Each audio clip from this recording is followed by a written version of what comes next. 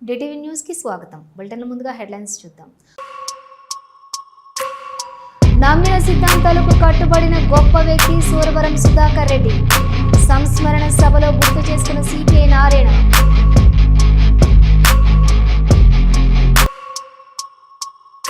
అసెంబ్లీలో సమస్యలపై చర్చకు రమ్మంటే పారిపోతున్న కాంగ్రెస్. హరీష్ రావు విమర్శలు. తెలంగాణ అమరవీరుల స్తూపం వద్ద బీఆర్ఎస్ ఎమ్మెల్యేల నిరసన. బీఆర్ఎస్ నాయకులను అదుపులోకి తీసుకున్న పోలీసులు. గన్ పార్క్ తెలంగాణ అమరవీరుల స్తూపం వద్ద బీఆర్ఎస్ ఎమ్మెల్యేలు నిరసన చేపట్టారు. గన్ పార్క్ వద్ద బీఆర్ఎస్ పార్టీ ఎమ్మెల్యేలు ఎమ్మెల్సీల రైతులకు యూరియా అందించాలంటూ ఖాళీ యూరియా సంచులతో నిరసన తెలిపారు. రాష్ట్ర వ్యాప్తంగా యూరియా కొరత తీర్చడంలో ఈ ప్రభుత్వం విఫలమైందంటూ ఆందోళన ప్లకార్డులు ప్రదర్శిస్తూ యూరియా కొరత తీర్చాలని రైతులను ఆదుకోవాలని డిమాండ్ చేశారు. లైన్లలో నిలబడి ఎక్కడికక్కడ సొమ్మసిల్లి పడిపోయే పరిస్థితి, ఎక్కడికక్కడ ఎరువులు దొరకక వ్యవసాయం ఆగమైపోయే దుస్థితి రాష్ట్ర వ్యాప్తంగా కనబడతా ఉన్నది. ఇవాళ రాష్ట్ర ప్రభుత్వము మేము శాసనసభ పెట్టినామా అంటే పెట్టినాము అన్నట్టు ఏదో తూతూ మంత్రంగా 3-4 రోజుల పాటు నడిపించి మరి రైతుల సమస్యల గురించి కనీసం మాట్లాడాలనే ఆలోచన కూడా చేస్తలేదు. మేము ఇవాళ బీఆర్ఎస్ పార్టీ తరఫున ఈ రాష్ట్ర ప్రభుత్వాన్ని, కేంద్ర ప్రభుత్వాన్ని సూటిగా అడుగుతున్నాం. 10 ఏళ్లు కేసీఆర్ గారి ప్రభుత్వం ఉన్నప్పుడు ఏ ఒక్క రోజు కూడా ఎరువులకు సంబంధించి రైతులకు ఈ రకమైన అవస్థ రాలేదు. ఈ రకంగా లైన్లలో నిలబడే అరాచక పరిస్థితి రాలేదు. మరి ఎందుకు ఈరోజు కాంగ్రెస్ ప్రభుత్వం రాగానే తిరిగి ఆనాటి రోజులు మళ్లీ చెప్పులు లైన్లో పెట్టి, ఆధార్ కార్డులు లైన్లో పెట్టి, ఎరువుల కోసం లైన్లు కట్టి వర్షంలో పండుగ రోజు కూడా తడిసిపోయే పరిస్థితి ఎందుకు వచ్చింది? దీనికి కారణం ఎవరు? కాంగ్రెస్ ప్రభుత్వం చెప్పాలని చెప్పి మేము డిమాండ్ చేస్తున్నాం. తూతూ మంత్రంగా 4 రోజులు అసెంబ్లీ నడపడం కాదు, 15 రోజులు అసెంబ్లీ నడపాలే.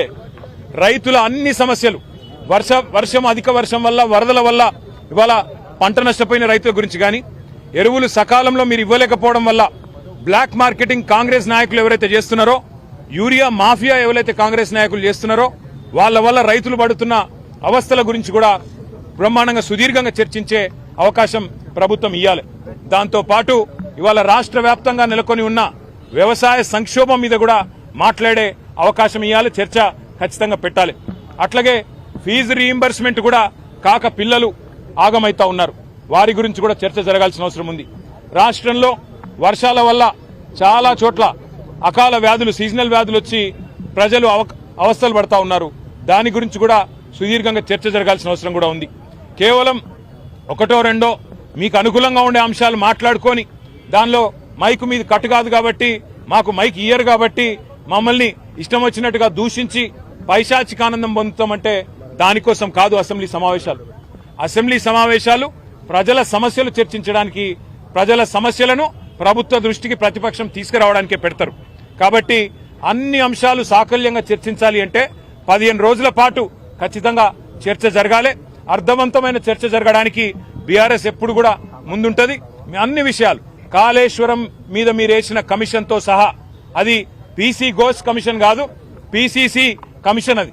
కాబట్టి ఆ పీసీసీ కమిషన్ రిపోర్ట్తో సహా ఎవరైనా ఏ జెండాను మోయడాన్ని గర్వంగా భావిస్తారో చివరి శ్వాస తర్వాత అదే జెండా నీడలో విశ్రమించడం గొప్ప విషయమని, అలాంటి సైద్ధాంతిక నిబద్ధతతో సూరవరం సుధాకర్ రెడ్డి స్ఫూర్తిగా నిలుస్తారని ముఖ్యమంత్రి రేవంత్ రెడ్డి అన్నారు. ఇక్కడికి విచ్చేసిన సూరవరం సుధాకర్ రెడ్డి గారి అభిమానులు, కమ్యూనిస్టు సిద్ధాంతాలు నమ్మిన సానుభూతి పరులందరికీ కూడా నమస్కారం. సూరవరం సుధాకర్ రెడ్డి గారు విద్యార్థి రాజకీయాల నుంచి జాతీయ రాజకీయాలకు ఎదిగిన, ఎంత ఎత్తుకు ఎదిగినా నమ్మిన సిద్ధాంతాన్ని ఆచరించిన పాలమూరు బిడ్డ. చాలామంది సమాజంలో గొప్పగా సిద్ధాంతాలు చెప్తారు, కానీ వాళ్ళు చెప్పిన సిద్ధాంతాలను వారు పాటించడానికి కాస్త ఇబ్బంది పడుతుంటారు. కానీ కామ్రేడ్ సుధాకర్ రెడ్డి గారు వారు సిద్ధాంతాలు చెప్పడమే కాదు, 65 సంవత్సరాలు సుదీర్ఘంగా వారు చెప్పిన సిద్ధాంతం, వారు నమ్మిన సిద్ధాంతాన్ని పాటించి వారు ఆదర్శంగా నిలబడి విద్యార్థి రాజకీయాల నుంచే కాదు, జాతీయ రాజకీయాలలో పార్లమెంట్ సభ్యుడిగా ప్రజలలో ఒక గొప్ప గుర్తింపు గౌరవాన్ని పొందిన కామ్రేడ్ సోదరుడు. ఎవరైనా ఏ జెండానైతే మోసిండ్రో, ఏ జెండాను మోయడం గర్వంగా గొప్పగా భావించిండ్రో, వారి చివరి శ్వాస తర్వాత అదే జెండాను కప్పుకొని ఆ జెండా నీడననే చివరి శ్వాస తర్వాత కూడా వారు విశ్రమించడం అనేది అత్యంత అరుదు. సురవరం సుధాకర్ రెడ్డి గారు 65 సంవత్సరాలు ఎర్రజెండా నీడన నమ్మిన సిద్ధాంతాన్ని నమ్మిన గొప్ప నాయకుడు. వారు సామాజిక చైతన్యం కలిగిన వారు. సమాజంలో ప్రజలకు ఏది అవసరమో, సమాజంలో అనాగరిక చర్యలను వ్యతిరేకిస్తూ ఒక చైతన్యం తీసుకురావాలి. ఆ చైతన్యం పేదల జీవితాలలో మార్పు రావాలి అని నమ్మి వాటి కోసం నిరంతరం శ్రమించిన కమ్యూనిస్టు సోదరుడు పెద్దలు సురవరం సుధాకర్ రెడ్డి గారు. మహబూబ్ నగర్ జిల్లాకు సంబంధించి సూరవరం సంస్మరణ సభలో సిపిఐ నారాయణ మాట్లాడారు. సూరవరం సుధాకర్ సంతాప సభ అంటేనే జీర్ణం కావటం లేదని అన్నారు నారాయణ. బతికున్నంత కాలం తాను నమ్మిన సిద్ధాంతాలకు పోరాడిన గొప్ప వ్యక్తి సూరవరం సుధాకర్ అని కొనియాడారు. వారి మృతదేహాన్ని అనాటమీ డిపార్ట్మెంట్కి ఇస్తే అది అడిగాం, ఏంటి దీన్ని ఉద్దేశ సందేశం ఏమని అడిగాం. అని చెప్పింది 250 మంది డాక్టర్లకి ట్రైనింగ్ అవ్వడానికి ఆయన మృతదేహం ఉపయోగపడుతుంది. ఆ 250 మంది డాక్టర్లు కొన్ని వేల మంది, లక్షల మందిని పోషించడానికి, సహాయం చేయడానికి సేవ చేస్తారు. కాబట్టి ఆయన సర్వీసు నిరంతరం కొనసాగుతూనే ఉంటుంది. కాబట్టి ఆయన మరణించాడనేటువంటి సంతాపం కన్నా ఆయన బతుకున్నంతకాలం విరోచితంగా పోరాటం సాగించాడు. రాజకీయంగా, ఆర్థికంగా, సాంఘిక అన్ని విషయాల్లో పోరాటం సాగించాడు. మళ్ళీ మనం చెప్పక్కల రామకృష్ణ చెప్పాడు ఆయన గురించి.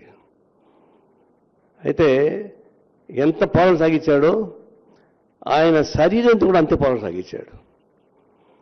నిత్యం ఆయన బాధ చూస్తే బయట ఎంత పోరాటాలు సాగించి నిలబడ్డాడో, ఆయన చివరికి ఆయన సొంత శరీరంతో కూడా పోరాటం సాగించేసే పరిస్థితి ఏర్పడిపోయింది. అయితే సమాజంలో సక్సెస్ అయ్యాడు, ఆయన శరీరంతో పోరాటం ఫెయిల్ అయిపోయాడు, మన ముందు లేకుండా పోయాడు. కాబట్టి ఆయన మరణించాడనే దానికన్నా మనతోనే ఉన్నాడు, మనతో జీవిస్తున్నాడు, పోరాటం సాగిస్తాడు. ఆయన స్ఫూర్తి మాకు, మన స్ఫూర్తి అందరికీ చూపిస్తున్నాడని చెప్తా ఉన్నా. ఇక ఆయన నాకు ఒకసారి విసుగొచ్చేది, రాజకీయ శత్రువులతో కూడా మంచిగా మాట్లాడతాడు ఏంటి అని చెప్పాను. మా ఇద్దరికి అదే గొడవ. నన్ను సపరేట్గా చూసి ఆయన సపరేట్గా చూస్తే డాక్టర్ కేవీపీ చెప్పింది కరెక్ట్, వీళ్ళు ఎట్ట కలిసి ఉన్నారు అబ్బా అని చెప్పేసండి. ఎట్ట కలిసి ఉన్నారంటే ఇంత కమ్యూనిస్ట్ పార్టీలో ఉన్నాము. కమ్యూనిస్ట్ పార్టీలో ఉన్నప్పుడు సహజం మాట్లాడుకోవడం. ఎట్లా కలిసి కాదు, ఎట్లా భరించారు అని. నేటి నుండి వర్షాకాలం శాసనసభ సమావేశాలు ప్రారంభమయ్యాయి. ఇటీవల మరణించిన జూబ్లీహిల్స్ శాసనసభ్యుడు మాగంటి గోపీనాథ్కు నివాళులర్పించారు.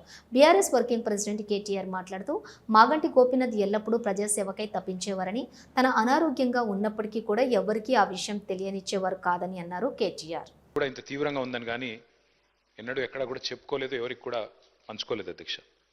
వారు ఆ రకంగా చాలా గుంభనంగా తన వ్యక్తిగతమైన సమస్యలు కానీ, వ్యక్తిగతమైన ఆరోగ్యపరమైన విషయాలు కానీ చాలా రహస్యంగా, ఒక రకంగా చెప్పాలంటే చాలా ప్రైవేట్గా వారు మెయింటైన్ చేసినారు అధ్యక్ష. కానీ పబ్లిక్ పరంగా మాత్రం, అంటే ఇందాక ముఖ్యమంత్రి గారు, అదేవిధంగా శాసనసభ వ్యవహారాల మంత్రి గారు చెప్పినట్టు, హైదరాబాద్ మహానగరంలో జూబ్లీహిల్స్ అంటేనే ఒక సంపన్నులు నివసించే ప్రాంతంగా పేరుంది అధ్యక్ష.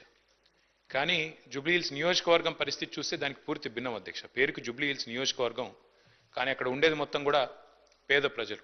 ఎందుకంటే పేరుకి జూబ్లీహిల్స్ నియోజకవర్గం అయినప్పటికీ అక్కడ ఉండేది బోరబండ, రెహమత్ నగరు, షేక్పేట, ఎర్రగడ్డ, వెంగళరావు నగరు, ఈ రకంగా మొత్తంగా ఒక బస్తీలు, స్లమ్స్తో కూడిన ఏరియా అధ్యక్ష. హైదరాబాద్లోని హైదర్గూడలో 1963లో ఇక్కడే హైదరాబాద్ మహానగరంలోనే గోపీనాథ్ గారు జన్మించినారు అధ్యక్ష.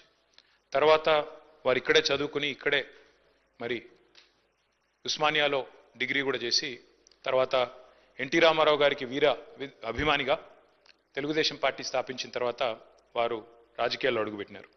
నాకు బాగా గుర్తుంది అధ్యక్ష, మేము చిన్నప్పుడు మన ఎమ్మెల్యేలకు ఇచ్చిన క్వార్టర్స్ ఏవైతే ఉన్నాయో బషీర్బాగ్లో అక్కడ మా కుటుంబం అంతా ఉండేది. పెద్దలు కేసీఆర్ గారు ఆనాడు శాసనసభ్యుడిగా ఉన్నప్పుడు మొట్టమొదటిసారి 85లో న్యూ ఎమ్మెల్యే క్వార్టర్స్లో నివాసం ఉండేది అధ్యక్ష. మేము కూడా అక్కడే ఉండేది. అక్కడ నుంచి బయటకు వచ్చి ప్రస్తుతం ఉన్న సెక్రటేరియట్ ముందుగా ఇప్పుడు ఎక్కడైతే అమరజ్యోతి ఉన్నదో అక్కడ మాకు ఎప్పుడో కటౌట్ కనబడేది అధ్యక్ష. మొట్టమొదటి కటౌట్ బహుశా చాలామంది హైదరాబాద్లో చూసింది అదే అయి ఉంటుంది. ఎన్టీ రామారావు గారి నిలువెత్తు కటౌట్ పెట్టి కృష్ణుడి రూపంలో రాముడి రూపంలో పెట్టి కింద రాసి ఉండేది అధ్యక్ష, మాగంటి గోపీనాథ్ అని చెప్పి రాసి ఉండేది.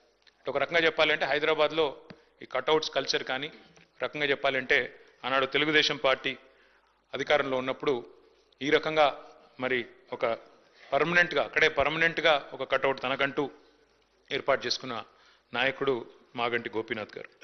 వారు చాలా క్రియాశీలంగా ఉండేది అధ్యక్ష రాజకీయాలు. చిన్న స్థాయి నుంచి కూడా మరి మొదటి నుంచి కూడా చాలా క్రియాశీలంగా విద్యార్థి దశ నుంచి కూడా రాజకీయాల్లో ఉన్నారు. తెలుగు యువతలో పనిచేశారు. ఒక పార్టీ ఒక నాయకుడిని నమ్ముకుంటే చివరిదాకా వారు ఒకసారి ఎన్టీ రామారావు గారి నాయకత్వంలో నడిచారు. తర్వాత తెలుగుదేశం పార్టీ ఇక్కడ నుంచి మాయమైన తర్వాత వారు కేసీఆర్ గారితో కలిసి మరి కష్టం వచ్చినా నష్టం వచ్చినా మరి 2 సార్లు కేసీఆర్ గారి నాయకత్వంలో ఎమ్మెల్యేగా గెలిచి మొదటిసారి ఎన్టీ రామారావు గారి పార్టీ తెలుగుదేశం పార్టీలో అసెంబ్లీ వర్షాకాల సమావేశాల ప్రారంభంలో ఇటీవల మరణించిన జూబ్లీహిల్స్ ఎమ్మెల్యే మాగంటి గోపీనాథ్కు శ్రద్ధాంజలి ఘటించారు ముఖ్యమంత్రి రేవంత్ రెడ్డి. హైదరాబాద్ వాసులందరికీ తెలుగు యువత అధ్యక్షులుగా సుదీర్ఘకాలం పరిచయం ఉన్న వ్యక్తి అని, వరుసగా 3 సార్లు జూబ్లీహిల్స్ నియోజకవర్గం నుండి ఎమ్మెల్యేగా గెలిచిన వ్యక్తి మాగంటి గోపీనాథ్ అని కొనియాడారు ముఖ్యమంత్రి రేవంత్ రెడ్డి. అధ్యక్ష, తమరి అనుమతితో ఈ సంతాప తీర్మానాన్ని ప్రతిపాదిస్తున్నాను. తెలంగాణ శాసనసభ సభ్యులు శ్రీ మాగంటి గోపీనాథ్ గారి మృతి పట్ల ఈ సభ తన తీవ్ర సంతాపాన్ని వ్యక్తం చేస్తూ శోకార్తులైన వారి కుటుంబ సభ్యులకు ప్రగాఢ సానుభూతి తెలియజేస్తున్నాను. అధ్యక్ష, మనందరికీ దాదాపు ఈ సభలో ఉన్న చాలామంది సభ్యులకు, ముఖ్యంగా హైదరాబాదు నగరంలో నివసించిన వాళ్లకు, చదువుకున్న వాళ్లకు చిన్న వయసు నుంచే మాగంటి గోపీనాథ్ గారు మిత్రుడు. 1963లో జన్మించిన మాగంటి గోపీనాథ్ గారు విద్యార్థి రాజకీయాలలో చురుగ్గా ఉండడమే కాకుండా వారు 1983లో మొట్టమొదటిసారి ఎన్టీ రామారావు గారు ప్రారంభించిన తెలుగుదేశం పార్టీలో క్రియాశీలక సభ్యుడిగా చేరి ఆ పార్టీ తెలుగు యువత రాష్ట్ర అధ్యక్షుడిగా వారు దాదాపుగా 7 సంవత్సరాలు సేవలు అందించడం జరిగింది. 1985 నుంచి 1992 వరకు తెలుగు యువత అధ్యక్షుడిగా, ఎన్టీ రామారావు గారి యొక్క పరమ భక్తుడిగా, వారికి నమ్మకమైన విశ్వాసపాత్రుడైన ఒక బంటుగా ఎన్టీ రామారావు గారితోని మాగంటి గోపీనాథ్ గారికి సత్సంబంధాలు ఉండే. అదేవిధంగా వారు అర్బన్ డెవలప్మెంట్ అథారిటీ డైరెక్టర్గా హైదరాబాద్, వినియోగదారుల ఫోరం సభ్యుడిగా వివిధ బాధ్యతలను వారు నెరవేరుస్తూ వచ్చిండ్రు. అదేవిధంగా వారు సినిమా రంగంలో నిర్మాతగా, విద్యార్థి రాజకీయ నాయకుడిగా, ప్రజాప్రతినిధిగా తెలుగుదేశం పార్టీలో ఎదిగి సినీ నిర్మాతగా కూడా వారు రాణించడం జరిగింది. అధ్యక్ష, రైతుల పక్షాన రైతులకు సరిపడా యూరియాను అందించాలని కోరుతూ నిరసన తెలుపుతున్న బీఆర్ఎస్ నాయకులను అరెస్ట్ చేశారు. అరెస్టు చేయడానికి వచ్చిన పోలీసులను మీకు జీతాలు పెరిగాయా, వాహనాల్లో కొట్టిస్తున్న పెట్రోల్ డబ్బులు ఇస్తున్నారా, టీఏడీఏలు వచ్చాయా అంటూ ప్రశ్నించారు మాజీ మంత్రి హరీష్ రావు.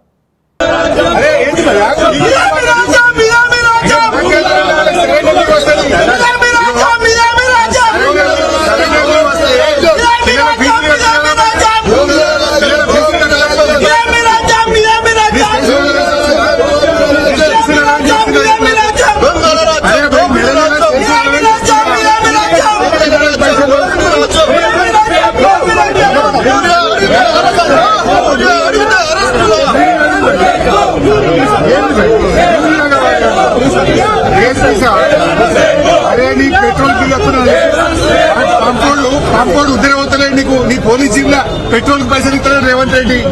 పోలీస్ స్టేషన్లలో బండ్లలో నీ సొంతం పైసలు పోస్తున్నావు. వస్తున్నాయని చెప్పి పైసలు మీ పెట్రోల్ పంప్ పైసలు వస్తున్నాయా? నీకు పెట్రోల్ పోతున్నా పోలీస్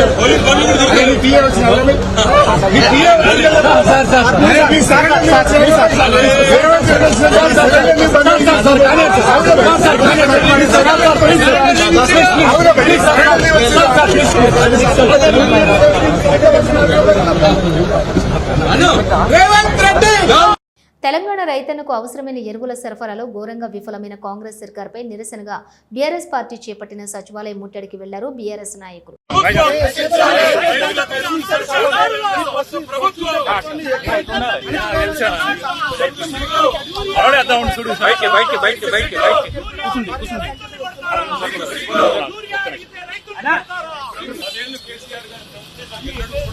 రైతులకు యూరియా సంక్షోభం రాలేదు.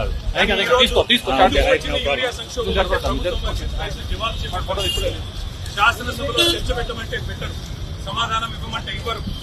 రాష్ట్రం మీద రాష్ట్ర కేంద్రం మీద నిందమోపి తప్పించుకునే గత 3 రోజులుగా కురిసిన అకాల వానలతో పంట నష్టపోయిన రైతులను ప్రభుత్వం ఆదుకోవాలని బీజేపీ రాజన్న సిరిసిల్ల జిల్లా అధ్యక్షుడు రెడ్డబోయిన గోపి డిమాండ్ చేశారు. ఈ సందర్భంగా వారు మాట్లాడుతూ మానేరు వాగు యొక్క ప్రవాహానికి పరివాహక ప్రాంతంలో ఉన్నటువంటి రైతుల యొక్క పొలాలన్నీ చూసినట్లయితే కనీసం సేద్యం చేసుకునే విధంగా కూడా లేకుండా పోయింది. ప్రభుత్వ అధికారులు పంట ఎంత నష్టపోయిందో అంచనాలు వేయాలన్నారు. అంచనా ప్రకారం వాళ్ళకి నష్టం జరగకుండా ప్రభుత్వ అధికారులు ప్రభుత్వం వారిని ఆదుకోవాలని డిమాండ్ చేశారు.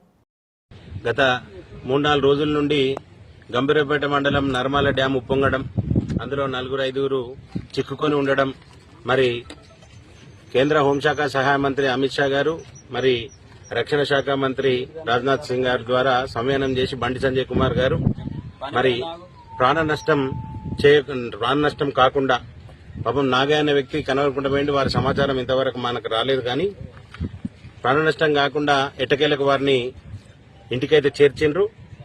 మరి అదే రకంగా ఏదైతే మానేరు వాగు యొక్క ప్రవాహానికి ఉధృతికి వారి పరివాహ ప్రాంతంలో ఉన్న రైతుల యొక్క పొలాలన్నీ ఇగో ఇక్కడున్న పొలాన్ని చూసినట్టయితే కనీసం మళ్లీ దాన్ని సేద్యం చేసుకునే విధంగా కాకుండా మళ్లీ అచ్చుకట్టాల్సిన పరిస్థితి, నాట్లేసుడు కాదు మళ్ళీ అచ్చుకట్టుకోవాల్సిన పరిస్థితిలో ఉన్నారు.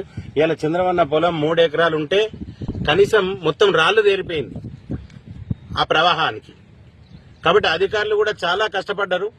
మరి వాళ్ళు ఏ రకంగానైతే కష్టపడి వాళ్ళందరినీ ఇంటికి చేర్చిలో చిక్కుకున్న వ్యక్తులను, రైతులను, అదే రకంగా ఈ ప్రతివాహ ప్రాంతం వెంట ఎంతనైతే నష్టం జరిగిందో ఆ రైతులకు నష్టం కలగకుండా మరి అధికారులు చొరవ తీసుకోవాలి. వారికి ఈ పంట పొలాల నష్టం ఎంత అయిందో అంచనాలు వేయాలి. అంచనా ప్రకారం వాళ్ళకి నష్టం జరగకుండా వాళ్లకు ఈ డబ్బులు ఇచ్చే ప్రక్రియ అన్నది చేయాలని చెప్పి భారతీయ జనతా పార్టీ ద్వారా మరి ప్రభుత్వాన్ని, ప్రభుత్వ అధికారులను డిమాండ్ చేస్తూ మరి గౌరవ ఎమ్మెల్యే గారు మరి వారైతే జీతం తీసుకుంటున్నారు 2 సంవత్సరాలకెళ్ళి ఎమ్మెల్యే అయినా కాటికెళ్ళి. మరి రైతుల పట్ల వారు ఏం ఆలోచన చేస్తున్నారు, మరి వారు కూడా ఏం నిర్ణయం చేసుకుంటున్నారో ఈ రైతులకు చెప్పాలి. నష్టపోయిన రైతులకు గాని ఇక్కడున్న ఈ ఏర్పడ్డ వాతావరణానికి గాని ఎమ్మెల్యే అనేట ఆయనే ఏ రకంగా స్పందించి ఆయన వీళ్లకు ఏం సాయం చేస్తారని చెప్పి మరి చెప్పాల్సిన అవసరం ఎంతైనా ఉన్నది. మరి స్థానిక ఎమ్మెల్యే దాని గురించి పట్టించుకుంటున్నా లేదా అని పబ్లిక్ అడుగుతున్నారు ఇడ. కనుక ఈ ప్రజలకు సమాధానం చెప్పాల్సిన అవసరం ఇక్కడున్న కేటీ రామారావు గారికి ఉన్నది. కనుక మేము కూడా మా శాయశక్తుల బండి సంజయ్ కుమార్ గారితో అధికారులకు విన్నవిస్తాం. ఇక్కడ ఎంతనైతే పంట నష్టం జరిగింది ఆ పంట నష్టానికి అంచనాలు వేయాలి అతి త్వరగా.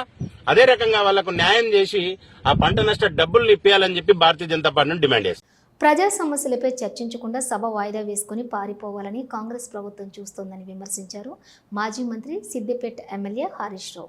వరదలతో ఇబ్బంది పడుతున్న ప్రజల కష్టాల గురించి చర్చిద్దామంటే బురద రాజకీయాలు చేస్తున్నారని అన్నారు. ఎరువుల మీద, వరదల మీద ప్రజలు పడుతున్న బాధల గురించి మాట్లాడటానికి ముందుకు రాకపోవడంతో బీఎస్సీ సమావేశం నుండి వాకౌట్ చేసి బయటకు వచ్చామని తెలిపారు. దురదృష్టం ఏంటంటే రాష్ట్ర ప్రభుత్వం 2 రోజులు అసెంబ్లీ జరుపుతామంటున్నారు. అంటే 2 రోజులు అంటే ఇవాళ రేపు ఖతం బర్కాస్. అంటే పారిపోతున్నది ప్రభుత్వం. ప్రజా సమస్యల మీద చర్చించకుండా శాసనసభ వాయిదా వేసుకొని పారిపోతున్నారు. వరదల మీద మాట్లాడదామంటే వరదలు ప్రాధాన్యత కాదు, బురద రాజకీయాలు మాట్లాడుకుందామంటున్నారు. ఎరువుల మీద రైతుల మీద మాట్లాడదామంటే అది మెల్లగా మాట్లాడుకుందాం, తొందరేమున్నది అంటున్నారు. అందుకే ఎరువుల మీద, రైతుల కష్టాల మీద, వరదల మీద, ప్రజలు పడుతున్న బాధల మీద మాట్లాడడానికి ప్రభుత్వం ముందుకు రాకపోవడం వల్ల మేము బీఏసీ మీటింగ్ నుంచి వాకౌట్ చేసి బయటకు రావడం జరిగింది. వరంగల్ జిల్లా చెన్నారావుపేట మండల కేంద్రంలోని యూరియా కొరకు బారులు తీరారు రైతులు. యూరియా కోసం క్యూ లైన్లో వేచి ఉన్న మహిళా రైతులు అవస్థలు పడుతున్నారు.